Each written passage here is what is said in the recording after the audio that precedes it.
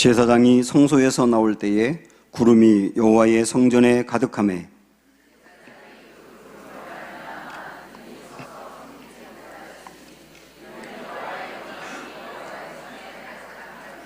그때에 솔로몬이 이르되 여호와께서 캄캄한 데 계시겠다 말씀하셨사오나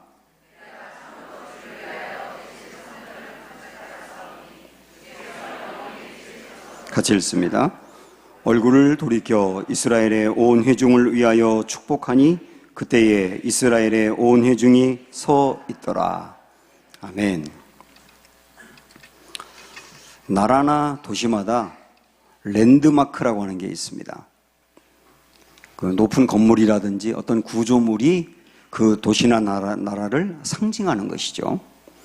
세계에서 가장 높은 건물은 두바이에 있습니다. 부르주 칼리파라고 하는 건물인데요. 스크린에 보듯 정말 높습니다. 저도 여기를 가봤는데 이 건물 꼭대기를 보려면 고개를 끝까지 뒤로 젖혀도 거의 안 보입니다. 그렇게 높은 건물입니다. 이 부르주 칼리파라고 하는 이 건물의 웹사이트에 보면 이 건물을 이렇게 소개하고 있어요. 부르주 칼리파는 세계에서 가장 높은 건물일 뿐만 아니라 전례 없는 국제협력의 장이며 진보의 상징이자 새롭고 역동적이며 번영하는 중동의 상징입니다. 또한 세계에서 두바이의 역할이 커지고 있음을 보여주는 확실한 증거이기도 합니다. 30년이 채 안 되어 이 도시는 지역의 중심에서 세계의 중심으로 탈바꿈했습니다. 이러한 성공은 석유 매장량이 아닌 인간의 재능과 독창성과 진취성에 달려있는데 부르주 칼리파가 그 비전을 구현해낸 것입니다. 이 설명을 보면 이 부르주 칼리파라고 하는 높은 건물은 건물 자체만이 아니고 메시지가 있다는 거예요. 지금 청라의 이제 랜드마크는 시티타워가 될 겁니다. 작년 11월에 첫 삽을 뜨고 지금 막 짓고 있는데요. 세계에서 6번째로 높은 건물이 될 겁니다. 448m. 맑은 날은 그 전망대에서 북한의 개성까지도 조망할 수 있다고 합니다. 이 시티타워 역시 그 건물만이 아니고 메시지가 있어요. 앞으로 청라라고 하는 도시의 위상을 그 건물이 보여주는 것이고, 그리고 다양한 분야의 투자 가치를 높일 수 있다는 가능성을 보여준 것이며, 청라가 무한히 성장할 가능성도 보여주고 있습니다. 제가 공인중개사 같지 않습니까? 네. 그런 것을 보여주는 게 이 시티타워라고 하는 건물이에요. 다시 말씀드리면 건물은 그 이상으로 메시지가 있다는 겁니다. 솔로몬이 성전을 지었습니다. 그 전까지는 성막이었거든요.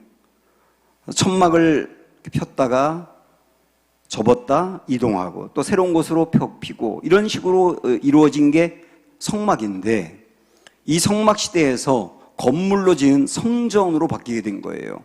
그게 솔로몬 때 이루어졌습니다. 지금은 그것이 교회의 형태로 발전했다고 보시면 됩니다. 그래서 이 성전도 교회도 메시지가 있다. 그 메시지가 무엇인지를 오늘 우리가 한번 들어보려고 합니다. 솔로몬은 성전을 준비할 때 성전을 왜 지으려고 하는지 그 목적을 분명히 이렇게 얘기를 했어요. 여호와께서 내 아버지 다윗에게 하신 말씀에 내가 너를 이어 내 자리에 오르게 할 내 이름 내 아들 그가 내 이름을 위하여 성전을 건축하리라 하신 대로 내가 내 하나님 여호와의 이름을 위하여 성전을 건축하려 하오니. 여기 성전은 여호와의 이름을 위하여 짓는다는 거예요. 이게 성전을 건축하는 목적이 된다는 뜻입니다. 지금도 교회가 여기 있는 목적이 뭐냐면 여호와의 이름을 위하여 있다는 뜻이거든요. 그러면 여호와의 이름을 위하여라고 하는 말은 추상적이잖아요. 구체적으로 말씀드리면 무슨 뜻이냐면 여호와의 이름을 위하여, 그 말은 이렇게 생각하시면 됩니다. 여호와를 높이기 위하여. 여호와를 높이기 위하여. 성전이 왜 있느냐? 여호와를 높이기 위하여 있다는 거예요.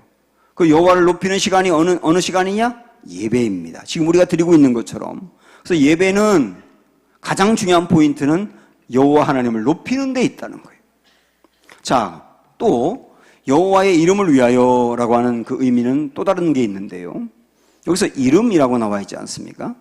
여호와의 이름은 그냥 단지 하나의 부르는 이름만이 아니고 그 안에 이름에는 속성과 성품이 담겨 있어요. 요즘 우리가 특별 새벽기도 하면서도 이 부분을 배우고 있습니다만은 여호와의 이름이 굉장히 많지 않습니까? 그 중에 엘로힘이라고 하는 이름은 창조주 하나님을 강조할 때 쓰는 이름이고, 여호와라고 하는 이름은 우리가 가장 많이 아는 이름인데, 그 여호와는 구원자를 강조할 때 쓰는 이름이에요. 또 구체적으로 하나님은 어떤 방법으로 우리를 구원하는가? 그 여호와 이레라고 하는 게 있지 않습니까? 우리에게 필요한 것이 무엇인지를 아시고 미리 준비하심으로 우리를 구원해 주시는 하나님, 그런 의미죠. 여호와 샬롬이라고 하는 이름도 있는데, 우리가 너무나 혼란스럽고 힘들고 어려울 때 우리 마음에 안정과 평안을 주는 하나님, 그렇게 우리를 구원하시는 하나님이라는 개념으로 여호와 샬롬이라고 합니다. 그리고 우리의 육체와 우리의 마음을 치유해 주시는 하나님, 치유를 통하여 우리를 구원해 주시는 하나님이라는 걸 강조할 때는 여호와 라파라고 하거든요. 이렇게 하나님의 이름은 하나님의 성품과 속성을 이야기합니다. 그래서 교회라고 하는 곳, 성전이라고 하는 것은 하나님의 성품이 나타나는 곳이다. 이걸 여러분 아셔야 됩니다. 예배 시간, 지금 우리가 드리고 있는 이 예배 시간은 하나님의 성품이 표현되는 시간인 거예요. 그래서 어떤 사람은 예배를 드리다가 하나님의 사랑의 성품 때문에 위로를 받고 눈물을 흘리는 거예요. 어떤 사람은 하나님의 성품 중에 용기라고 하는 게 있지 않습니까? 그것 때문에 마음에 용기를 얻고 일어나는 거예요. 이렇게 하나님의 성품이 구체적으로 나타나는 시간이, 표현되는 시간이 예배 시간이다 이 말이에요. 또 하나, 하나님의 이름을 위하여라고 하는 말에 이름은 존재를 말하는 거예요. 그래서 하나님의 이름을 위하여 성전을 지었다라고 하는 말은 하나님의 존재가 나타나는 곳이 성전이다 그 말이거든요. 그래서 성전은 어떤 곳이냐? 하나님이 여기 거하시는 곳이다. 거하시는 곳이다. 여기 오셔서 예배드리는 우리 가운데, 성전에 있는 우리 가운데 함께 거하시는 거다. 이거를 좀 다르게 표현한다면 임재라고 표현할 수가 있습니다. 여러분, 오늘 제가 임재라는 말을 많이 쓸 텐데 이 시간에 꼭 기억하세요. 임재가 뭐냐면 임하여 여기 계신다는 뜻이에요. 임하여 여기 계신다. 예배를 드릴 때 하나님이 임하여 여기에 계신다. 그게 성전을 지은 가장 중요한 이유입니다. 실제로 솔로몬이 성전을 다 건축하고 난 뒤에 성전 안에 나타난 모습을 한번 8장에서 볼까요? 보세요. 제사장이 성소에서 나올 때에 구름이 여호와의 성전에 가득하매 그랬어요.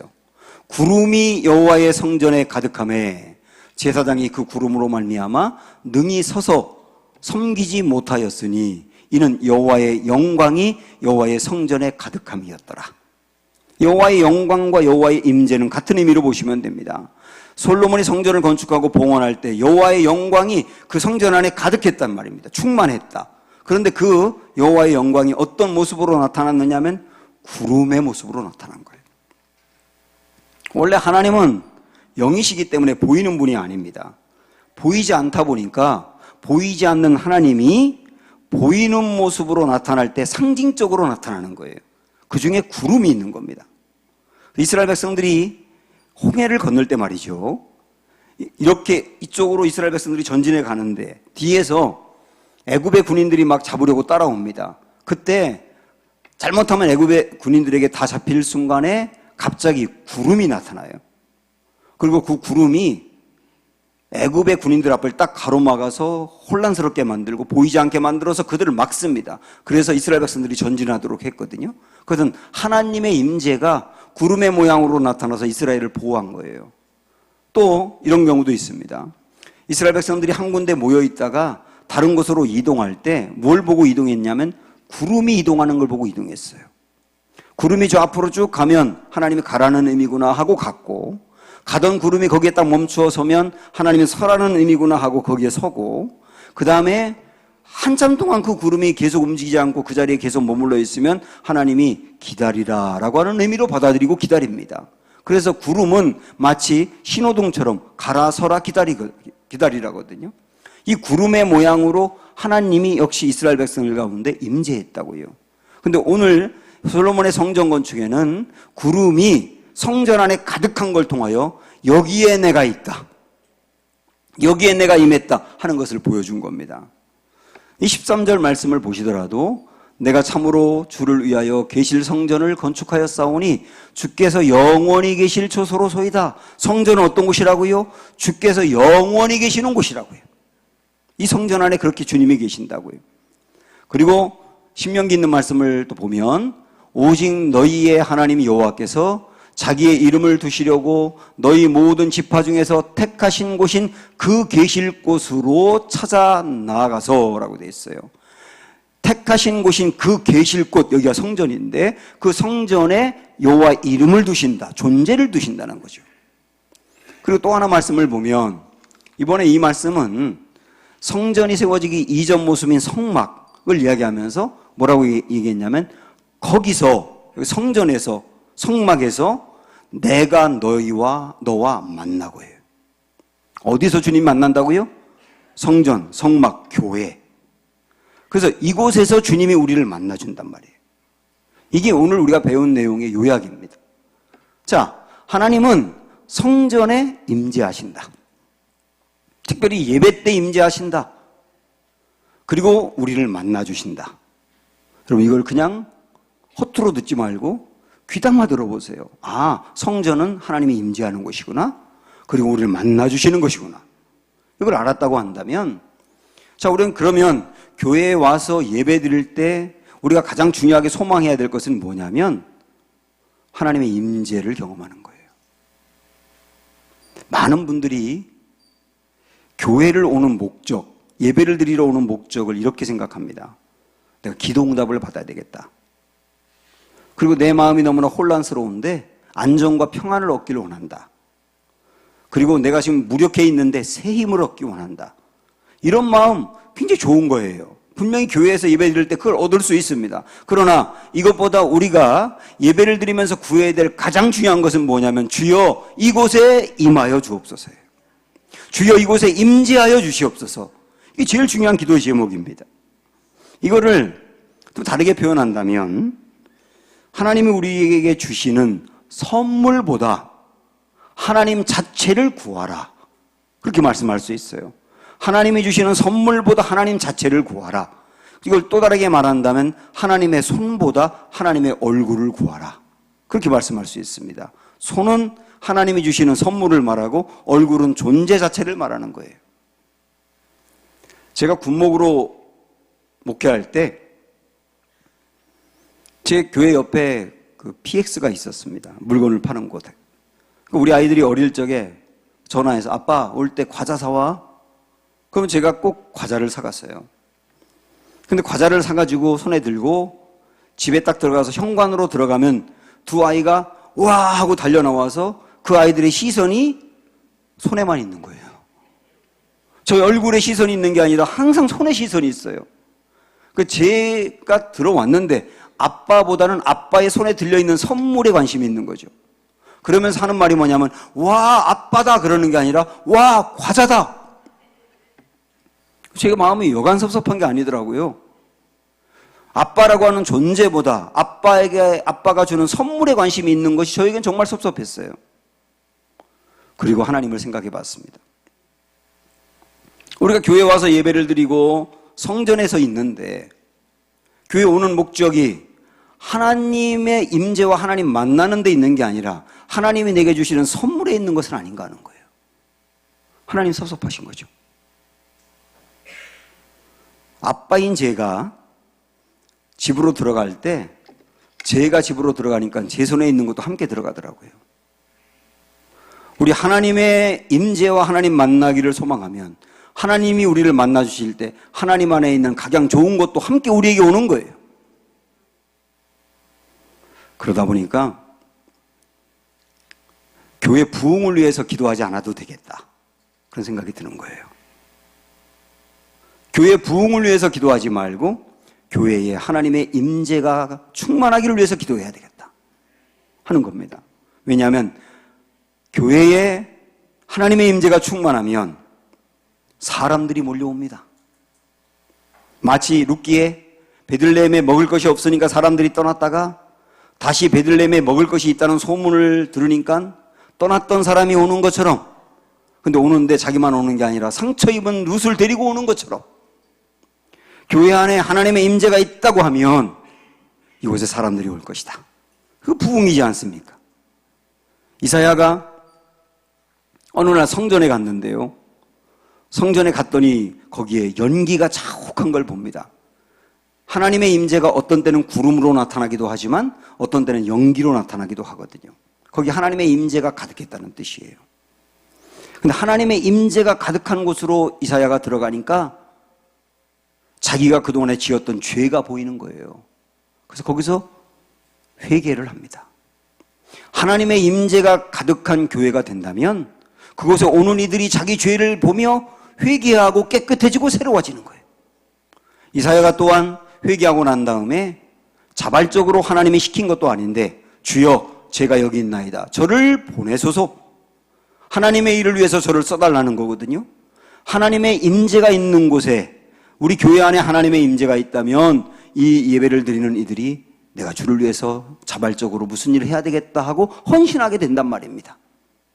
이 모든 것들이 하나님의 임재가 있는 곳에서 나타나는 현상들이에요. 그래서 우리는 어떤 목마름을 오늘 신년 첫 예배에 가져야 되느냐면 여호와 하나님의 임재가 있는 교회. 주여 여호와 하나님의 임재가 예배마다 나타나기를 원합니다.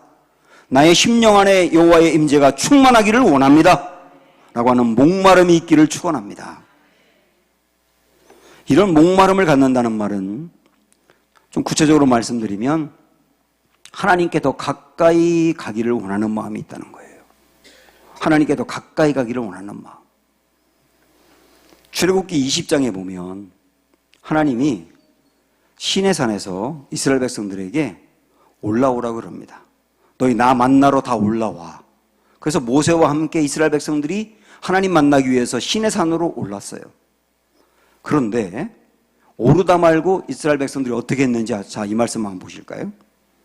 뭇 백성이 우레와 번개와 나팔 소리와 산의 연기를 본지라. 연기를 봤다는 말은 무슨 뜻일까요? 하나님의 임재를 봤다는 거죠. 그들이 볼 때에 떨며 멀리 서서 모세에게 이르되 당신이 우리에게 말씀하소서. 우리가 들으리이다. 하나님이 우리에게 말씀하시지 말게 하소서. 우리가 죽을까 하나이다. 모세가 백성에게 이르되 두려워하지 말라. 하나님이 임하심은 너희를 시험하고 너희로 경외하여 범죄하지 않게 하려 하심이니라. 그 다음 보시면 백성은 멀리 서 있고 모세는 하나님이 계신 흑암으로 가까이 가니라. 이게 요약이에요. 백성은 하나님에게서 멀리 서고 모세는 하나님께로 가까이 가니라. 그럼 이게 무슨 말입니까?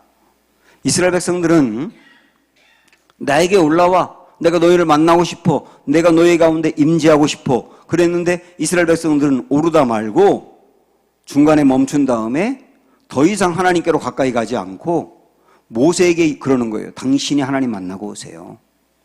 당신이 하나님 만나고 와서 하나님이 뭐라고 말씀하시는지 우리에게 들려주세요. 우리는 당신이 만난 하나님을 당신을 통해 간접적으로 만나고 싶어요. 이러는 겁니다. 신앙생활 하면서 다른 사람이 간증하는 것을 들으면서 은혜 받는 분들이 있죠. 그 간증하는 분은 자기가 직접 하나님께로 가까이 가서 주님의 임재를 경험한 분들이거든요. 그런데 그 간증을 들으면서 대리만족하는 분이 있어요. 당신이 만난 하나님, 그 하나님 당신 얘기 들으니까 은혜가 되네요. 그런데 직접 만난 사람하고 간증을 들으며 만나는 사람하고 같겠습니까? 마치 운동 경기를 놓고 비유를 한다면 운동장에서 직접 뛰는 선수들이 있어요. 땀을 흘리면서 몸을 부딪히면서 뛰어서 승리했습니다. 그때 승리의 기쁨을 누리는 선수가 있어요. 그런데 직접 경기장에서 뛰지 않고 관중석에서 선수가 뛰는 것을 보는 관중들이 있습니다. 그들도 자기가 응원하는 팀이 있기 때문에 그 팀이 이기면 좋아합니다. 그러나 직접 뛴 선수가 누리는 기쁨하고 관중들이 누리는 기쁨하고 같을 수가 없잖아요. 신앙생활을 관중같이 하는 분들이 있어요. 내가 직접 하나님을 만나고 체험하고 하나님의 임재를 누리고 하나님으로부터 만남받고 은혜를 받고 그러는 것으로 기뻐하는 분들은 선수인데, 나는 주님께로 더 가까이 가지 아니하고 다른 사람이 만난 그 하나님, 그 사람을 통해서 들으면서 하나님 좋은 분이구나, 간접적으로 대리만족에 불과하는 신앙생활이 있다고요.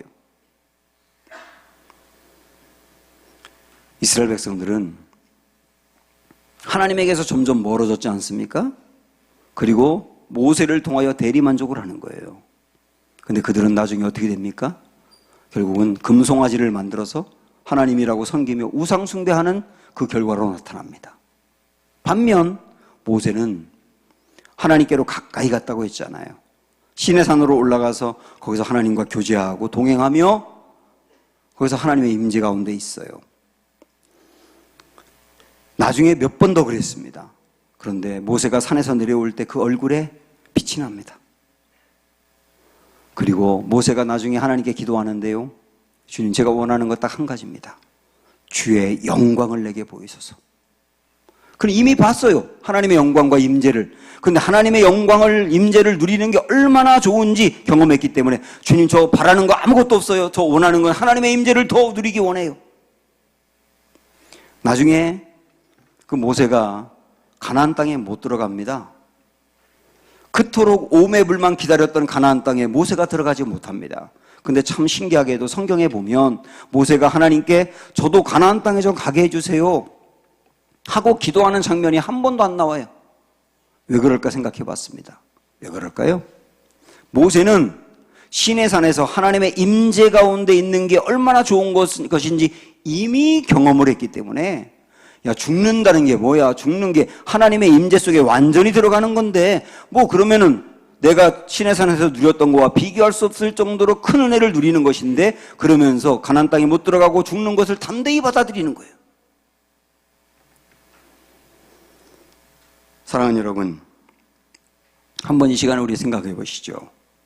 지금 나의 신앙생활은 이스라엘 백성 같은가, 모세 같은가? 하나님께로 더 가까이 가고 가까이 가서 하나님의 임재를 누리며 그 안에서 은혜를 받으며 하나님 만나는 걸 소망하면서 더 알기 원하고 더 가까이 가기 원해요 라고 하는 모세의 신앙인가? 아니면 하나님에게 거리를 두고 요 정도 거리에서만 나는 신앙생활 하면 돼 라고 생각하는 이스라엘 백성들의 신앙인가? 하나님은 우리를 애인으로 만나길 원치 않고 신부로 만나길 원하세요. 애인은 하루 종일 만났다가 헤어지고 한참 후에 또 만나고 나중에는 완전히 헤어질 수도 있어요. 하나님은 그런 신앙생활을 원치 않아요. 하나님 우리에게 원하는 것은 백년해로 할 수 있는 신부를 원한다고요. 그래서 우리는, 사랑하는 여러분, 이런 다짐을 오늘 신년 첫 주에 가지기를 원합니다. 하나님과의 거리를 좁히자. 하나님과의 거리를 좁히자. 12년 동안 혈루증으로 고통받고 있는 여인이 있습니다. 혈루증이 뭡니까? 계속 하혈을 하는 거예요. 12년 동안 쉬지 않고 이 여인이 하혈을 합니다. 어떻게 삽니까? 근데 이 여인이 예수님이 나타났다는 이야기를 듣고 예수님께로 가까이 가는 거예요. 사람들이 너무나 많아요. 그러나 그 많은 사람들을 뚫고 필사적으로 예수님께 가까이 갔습니다. 그리고 예수님의 옷에 손을 대고 예수님의 옷을 잡아요. 너무나 많은 사람들이 거기에 있었기 때문에, 밀고 밀치고 하는 순간이기 때문에 누가 이 옷을 잡았는지 안 잡았는지 느끼기도 어려운 순간인데, 그때 예수님이 말씀하세요. 누가 내 옷에 손을 대었느냐? 그 순간에 여인이 12년 동안 앓던 하혈이 멈췄어요. 저는 이 여인의 모습을 보면서 스크린에 있는 대로 이렇게 말씀드리고 싶어요. 접근을 넘어 접촉으로. 우리의 신앙생활이 접근하는 신앙생활이 아니라 접촉하는 신앙생활이 되자. 그 예수님 주변에는 굉장히 많은 사람들이 있었을 겁니다. 그들이 예수님께 가까이 왔어요. 접근했어요. 그런데 그 중에 예수님과 접촉한 사람은 이 여인밖에 없었어요. 예수님에게서 그 능력이 나갔죠. 우리의 신앙생활이 하나님께로 접근하는 정도인가, 아니면 주님과 접촉함으로 그 임재를 누리는가예요. 전기 코드를 콘센트에 꽂아야 전기가 흐르지, 아무리 좋은 코드와 콘센트라 하더라도 꽂지 않으면 무슨 의미가 있습니까? 우리의 신앙생활이 접근으로 누리는 것이 아니라 접촉으로 누릴 수 있는 거다. 목마름은 매너도 잃게 한다, 그런 말이 있거든요. 우리가 정말 어떤 거에 대해서 간절한 목마름이 있으면 매너도 잃습니다. 기도할 때도 우아하게 기도하는 분들이 있어요. 기도하는데 참 좋으신 거룩하신 주님, 너무나 아름답고 찬란한 세계를 바라보면서 아주 우아하게 이렇게 기도하는 분들이 있어요. 근데 그분들이 정말 절박한 문제를 만나가지고 숨쉬기도 힘들고 하나님 도움 없이는 망할 것만 같은 순간이 돼보세요. 매너가 어디 있어요? 매너가. 우아한 게 어디 있어요? 죽겠다고 콧물 눈물 흘리면서 매달리고 기도하죠. 이게 기도란 말이에요.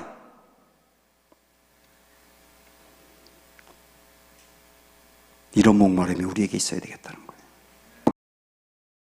군목으로 훈련받을 때 한 번은 하루 종일 더운 날 행군할 때가 있었습니다. 그래서 모두 다 수통에 물을 잔뜩 가지고 행군을 시작했어요. 그걸 아끼면서 먹는데 어떤 친구 하나는 목말리다고 그냥 벌컥벌컥 그거를 금방 마셔버리더라고요. 그리고 온몸에서 땀은 흐르는데 물이 떨어졌어요. 다른 사람들이 물을 주나요? 생명 같은데. 그냥 갈증을 느껴 죽을 지경인 거예요. 그러다가 10분 정도 휴식할 시간이 있었습니다. 이 친구가 수통을 들고 어딘가로 사라졌는데 사방을 둘러봐도 물이 있을 때가 아니거든요. 근데 그 친구가 수통에 물을 잔뜩 들고 왔더라고요. 그래서 아니 어떻게 그걸 구했어 하니까 그 친구가 했던 말이 걸작이에요. 목마른 사람은 어떻게 해서든지 물을 구하게 되어 있다. 정말 내가 은혜 받고 싶고 이제 내 신앙생활이 하나님과 거리를 두고 요 정도 선에서 대충 하면 된다고 하는 그런 신앙생활이 아니고 하나님께로 더 가까이 나아가서 주님이 주시는 그 말씀을 들으며 은혜를 받고 하나님의 임재를 체험하고 하나님을 만나는 뜨거운 체험을 내가 함으로 신앙이 달라지기를 원하신다면 이런 목마름이 있어야 되는 거예요. 그 목마름이 있는 분은 결국은 은혜 받을 것이다. 결국은 올 한 해 동안 하나님 우리를 충만하게 채우실 것이다. 이런 은혜가 있기를 축원합니다. 지금까지 우리는 성전은 하나님의 임재가 있는 곳이고 그래서 우리는 그런 목마름이 있어야 된다는 말씀을 드렸습니다. 근데 여기서 끝이 아니에요. 솔로몬은 성전을 건축하고 봉헌식을 마친 다음에 하나님께 이 성전의 은혜를 부어달라고 기도하고 그 다음에 백성들을 축복하는 내용이 나오는데 축복하는 내용 중에 이 말씀이 있습니다. 다 같이 볼까요? 시작. 이에 세상 만민에게 여호와께서만 하나님이시고 그 외에는 없는 줄을 알게 하시기를 원하노라. 여러분 이게 무슨 말씀입니까? 성전은 여호와의 임재가 있는 곳입니다. 그런데 성전에 있는 여호와의 임재가 성전으로만 끝나지 않고 세상 만민에게 이 하나님의 임재가 흘러가기를 원합니다 라고 하는 기도예요. 이게 부흥입니다. 제가 우리 교회에서 누차에 걸쳐 강조하며 우리 교회의 어떤 중요한 문구처럼 삼았던 거 여러분 기억하시죠? 진짜 부흥이 뭔가? 진짜 부흥은 이겁니다. 진정한 부흥은 하나님의 임재가 교회의 벽을 뚫고 나와 도시의 거리로 흘러가는 것. 교회의 부흥이 교회의 부흥으로 멈추는 게 아니고 하나님의 임재가 교회 안에만 있는 것이 아니고 교회의 벽을 뚫고 세상으로 도시로 흘러가서 세상과 도시가 문화가 변하는 것. 이게 진짜 부흥이라는 거예요. 에베소 교회가 생각이 납니다. 바울이 에베소에 전도하러 갔을 때 교회가 부흥을 했어요. 작았던 교회가 큰 교회로 부흥을 했어요. 그리고 거기에 교인들이 성령으로 충만하면서 주님의 임재를 체험합니다. 그게 부흥이죠. 그런데 이 부흥이 교회의 부흥으로 끝난 것이 아니고요. 그 다음에 이게 에베소의 도시로 흘러가더라고요. 이때 당시에 에베소라고 하는 도시는 마술사들이 그렇게 많았습니다. 이때 당시의 마술은 그냥 눈속임을 하면서 그냥 이렇게 사람들을 재밌게 만드는 오락 수준이 아니었어요. 이때 당시의 마술은 사람들의 운명을 이야기하고 점을 치는 거였습니다. 사람들이 여기에 다 묶여 있는 거예요. 그러니까 그러고 돈을 버니까 마술사가 얼마나 많은지 몰라요. 그래서 결국은 마술을 통해서 이 에베소라고 하는 도시가 우상숭배가 팽배하고 헛된 것을 추구하다 보니 이 마술이 이 도시를 황폐하게 만들었던 겁니다. 그런데 교회에 하나님의 임재가 임해서 부흥하고 난 다음에 이 임재가 에베소라고 하는 도시로 벽을 뚫고 나가다 보니까 어떤 일이 벌어졌는가? 자, 이 말씀 보세요. 또 마술을 행하던 많은 사람이 그 책을 모아가지고 와서 모든 사람 앞에서 불사르니 그 책값을 계산한 즉 은 5만이나 되더라. 이와 같이 주의 말씀이 힘이 있어 흥왕하여 세력을 얻으니라. 그토록 중요하게 밥벌이로 삼았던 마술책을 다 불태워버리는 거예요.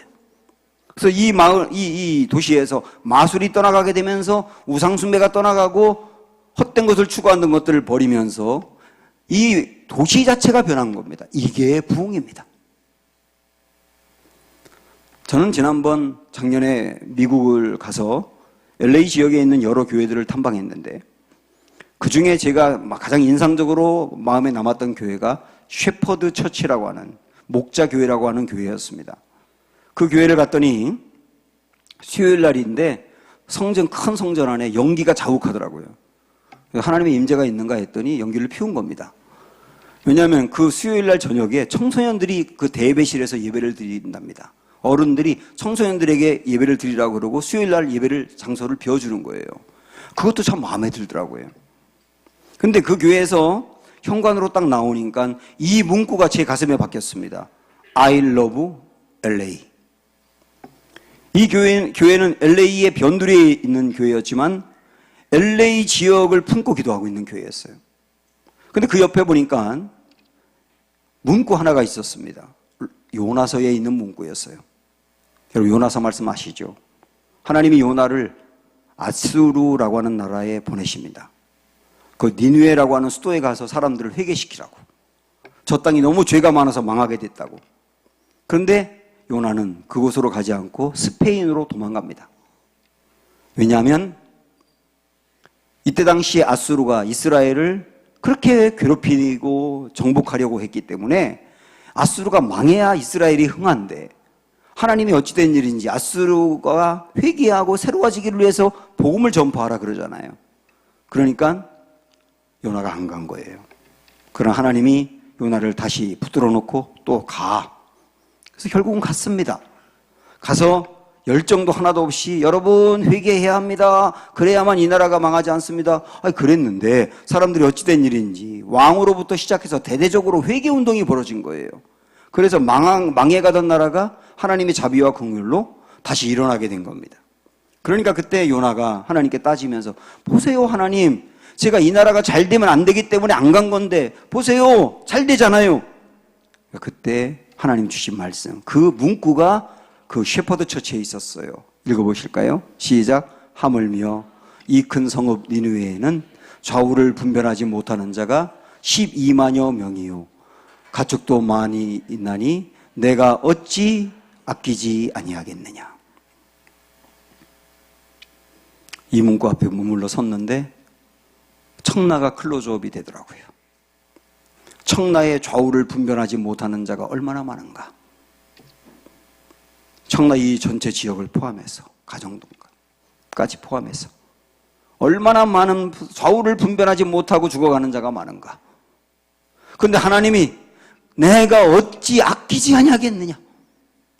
그들이 그대로 있는 걸 보고 어찌 아끼지 아니하겠느냐. 이 문구가 제 심장으로 들어오면서 맞아. 하나님이 우리 은강교회를 청라에 세우신 이유가 뭐겠느냐. 청라를 사랑하라고. 우리끼리 교회에서 부흥하는 것으로 끝나지 않고 이 벽을 뚫고 청라로 흘러가 청라의 가정을 변화시키며 범죄가 있는 곳에 범죄가 줄어들게 하며 청라 지역을 새롭게 하라고 우리 이곳에 보내신 것이 아니냐 이거죠.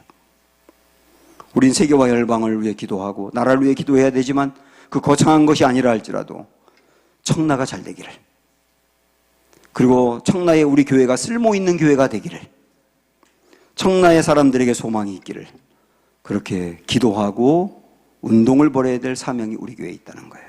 주여, 하나님의 임재가 우리 교회의 벽을 뚫고 청라로 흐르게 하옵소서. I love 청라 소망하면서 임재 찬양하겠습니다.